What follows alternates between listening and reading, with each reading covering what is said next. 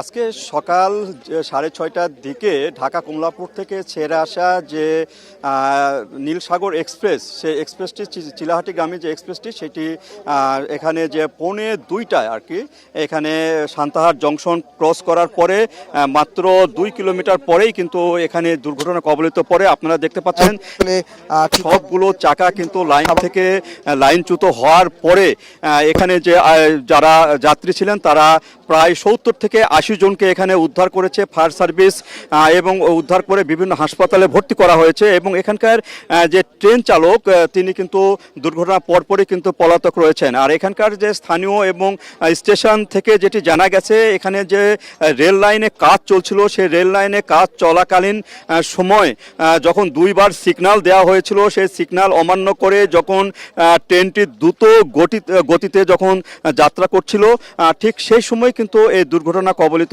হয়। এবং যারা ছাদের উপর ছিল, বিশেষ করে যে ঈদগামী যে যাত্রীরা ছাদের উপর ছিল তারা বেশি আহত হয়েছেন। আর এখানে অনেকে প্রায় 70 জনের মতন তারা বেশি আহত হয়েছেন এবং কম আহত হয়েছেন। সবগুলো মিলে কিন্তু প্রায় 200 জন এখানে আহত খবর আমাদের কাছে নিশ্চিত করেছে এখানকার স্টেশন মাস্টার খাদিজা বেগম।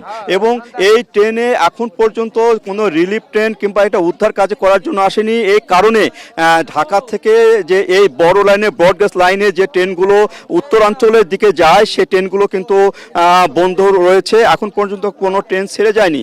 তবে এই উদ্ধার কার্য যে কখন শেষ হবে এবং কবে শেষ হবে এটা কিন্তু বলা যাচ্ছে না, কারণ যে ভয়াবহ যে দুর্ঘটনা আপনারা দেখতে পাচ্ছেন, যে আমরা ছবিতে দেখানোর চেষ্টা করছি যে কিভাবে যে ট্রেনটি লাইনচ্যুত হয়েছে সেটি আমরা ছবিতে দেখানোর চেষ্টা করছি। এইভাবে ট্রেন এখানে উদ্ধার করার কাজটাও সহজ নয় বলে এখানকার স্টেশন মাস্টার আমাকে জানিয়েছেন। এবং এটি করতে প্রায় 24 থেকে 48 ঘন্টাও সময় লেগে যেতে পারে বলে এখানকার স্টেশন মাস্টার খাদিজা বেগম আমাদের জানিয়েছেন। আর যারা আহত হয়েছেন, বিশেষ করে ঈদ ফেরত ঢাকা ফেরত যে মানুষগুলো এখানে আহত হয়েছেন তারা নিজ নিজভাবে অনেকে তারা গন্তব্যস্থলে চলে গেছেন এবং অনেকে যারা আহত হয়েছেন তারা হাসপাতালে বেডে এখনও রয়েছেন। এবং তাদের সুচিকিৎসার ব্যাপারে এখানকার যে স্থানীয় ডাক্তাররা তারা কিন্তু চেষ্টা চালিয়ে যাচ্ছেন। আর এখানে ট্রেন দুর্ঘটনার পরপরই উদ্ধার কর্মী, বিশেষ করে ফায়ার সার্ভিস কিন্তু এখানে এসেছিলেন এবং তারা কিন্তু উদ্ধার কার্য সম্পন্ন করেছেন। এখন এই যে ট্রেনটি যেখানে আছে আর কি লাইনচ্যুত অবস্থায় যেখানে আছে, এখানে বাগবাড়ি এলাকা, সে বাগবাড়ি এলাকা মানুষজন যেটি জানিয়েছেন সেটি হলো তারা এই ট্রেন দুর্ঘটনার পরপরই তারা গ্রামবাসীরা এখানে সবাই সম্মিলিতভাবে কিন্তু তাদের উদ্ধার কার্য পরিচালনা করেছেন এবং তারা বিভিন্নভাবে তাদেরকে হাসপাতালে প্রেরণের ব্যবস্থা নিয়েছেন। আমরা দেখতে পাচ্ছি যে এখানে রেলওয়ে স্টেশন থেকেও যারা আসছেন তারা এখানে তদারকি করছেন। তবে রিলিফ ট্রেন কখন আসবে সেটি কিন্তু এখনও জানা যায়নি। তবে খবর পাঠানো হয়েছে এবং খবর চলে গেছে রিলিফ ট্রেন আসার পরে এই ট্রেনটিকে উদ্ধার করবে ইঞ্জিন সহ। তারপরে রেল যে লাইন সেটি মেরামত করবে এবং মেরামতের পরেই কিন্তু এই রুটে ট্রেন চলাচল শুরু করবে বলে আমরা জানতে পেরেছি। তবে এটি সময় সাপেক্ষ ব্যাপার বলেও আমাদেরকে জানিয়েছেন।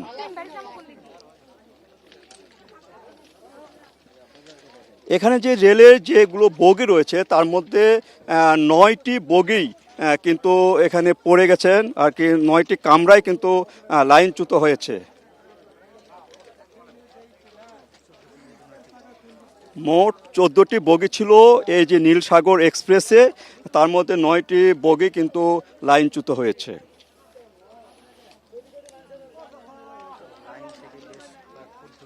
এবং লাইন থেকে এখানে দেখা যাচ্ছে লাইন থেকে প্রায় 1.5 থেকে 2 ফুট সেটি নিচে যায় পড়ে গেছে।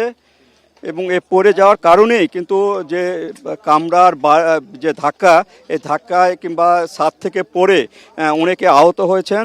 এবং এখানে দেখা যাচ্ছে স্লিপারগুলোও কিন্তু ভেঙে গেছে এবং ট্রেনের যে চাকাগুলো রয়েছে সে চাকাগুলোকেও কিন্তু আমরা ভাঙ্গা অবস্থায় দেখতে পাচ্ছি।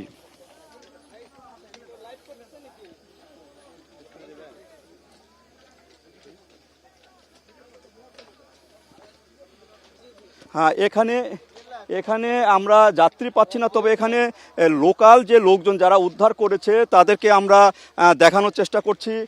এখানে ভাই আপনি কি এই সময় ছিলেন? আচ্ছা, আমরা তাদেরকে খুঁজে আমরা দেখানোর চেষ্টা করছি। ভাই ওই সময়টাকে তোমরা ছিলা কেউ এখানে? না, এখানে এখন আমরা সেটি খুব একটা বেশি দেখতে পাচ্ছি না। এখানে এখন যারা দেখতে পাচ্ছি তারা হলো উৎসুক জনতা, তারা এখানে দেখছেন এবং মিডিয়া কর্মীরা কিন্তু এখানে প্রচুর পরিমাণ রয়েছে। এখানে একজনকে পেয়েছি যিনি এখানে যখন ট্রেন দুর্ঘটনা হয় তখন তিনি ছিলেন। আপনি ছিলেন? জি, আমিও ছিলাম। আপনার নাম কি এবং আমার নাম কিভাবে মোহাম্মদ কি দেখলেন? আমার নাম মোহাম্মদ সাজেদুর রহমান সবুজ। এখান সকাল ভোরের থেকেই এই রেলের সমস্যা ছিল, ঠিক আছে। রেলটা ভাঙা ছিল, রেল মেরামত হচ্ছিল। প্রায় সব ট্রেনই দাঁড়ায় দাঁড়ায় পার হচ্ছিল। আমার পাশে বাসা, সব ট্রেনই দাঁড়ায় দাঁড়ায় পার হচ্ছিল। এই ট্রেনটা কোনো কিছু মানে নাই আর কি। সামনে একটা রেড ফ্ল্যাগ দেওয়া ছিল, সেটাও মানে নাই। না মানার কারণে এখানে রেলের কাজটা শেষই হয় নাই, এর মধ্যে ট্রেন ঢুকে গেছে। মিস্ত্রিরা কাজ করতেছে তখনও, ঠিক আছে। তখন মিস্ত্রিরা দেখতেছে না ট্রেন তো বেপরোয়া চলে আসছে, তখন মিস্ত্রিরা সরে গেছে। মেশিন লাগানাই ছিল ওখানে।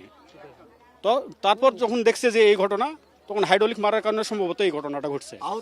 আহত প্রায় অর্ধশতের মতো হয়েছে। আল্লাহর রহমতে কেউ এখনো মারা টারা যায় না, এই ধরনের খবর আমরা পাই নাই এখনো, আলহামদুলিল্লাহ। এই দিক থেকে এখানে যিনি প্রত্যক্ষদর্শী তিনি যেটি বলছিলেন যে এখানে যে চালকের অদূরদর্শিতার কারণেই কিন্তু এরকম দুর্ঘটনা ঘটেছে। কারণ এখানে যে সিগন্যাল দেওয়া হয়েছিল লাল পতাকা, সে লাল পতাকাগুলো যে চালক তিনি মেনেছিলেন না, এবং এখানে যে রেল লাইনের যে কাজগুলো চলছিল সে কাজ চলা অবস্থায় এখানে মোটর রাখা অবস্থায় কিন্তু এখানে এই দুর্ঘটনাটা ঘটেছে। আর এখানে যে আহতর কথা যেটি বলছেন, এখানে প্রায় ইনি বলছেন অর্ধ শতাধিক এখানে আহত হয়েছে। তারপর অন্য তরফ থেকে আমরা যেটা জানছি সেটি হলো মোট সেটা হলো প্রায় 200 জনের মতন আহত হয়েছে। তবে বিভিন্ন হাসপাতালে ভর্তি আছে 70 জনের মতন। আর প্রাথমিক চিকিৎসা নিয়ে অনেকের বাড়ি চলে গেছেন, এরকমই আমরা জানতে পেরেছি। তবে এই উদ্ধার কাজ যে কখন শেষ হবে এবং কোন দিন শেষ হবে সেটা কিন্তু এখন পর্যন্ত কেউ বলতে পারছেন না। এখানে স্টেশন মাস্টারের সাথে আমি বারবারই কথা বলেছি, উনি বলছেন যে এখনও কোনো কিছু বলা যাবে না। তবে বিভিন্ন জায়গায় খবর দেওয়া হয়েছে যেখানে রিলিফ ট্রেন আসার যে কথা, সেই রিলিফ ট্রেন আসলে এবং এখানকার মেরামতকারী যে দল, উদ্ধারকারী যে দল, সে ট্রেন উদ্ধারকারী যে দল, সেই উদ্ধারকারী দল আসার পরে হয়তো জানা যাবে যে কবে এবং কখন এটা সমাপ্ত হবে এবং ট্রেন চলাচল আগের মতন শুরু হবে। তো এই ছিল আমার কাছে যে সান্তাহারের অদূর সাতিয়ান গ্রামের বাগবাড়িতে যে ট্রেন দুর্ঘটনা তার সর্বশেষ। কালার এক্সপার্ট এবং ডার্ক স্যাপ সমৃদ্ধ অরিক্স অ্যাডভান্স ডিটারজেন্ট পাউডার, আপনার লন্ড্রি এক্সপার্ট।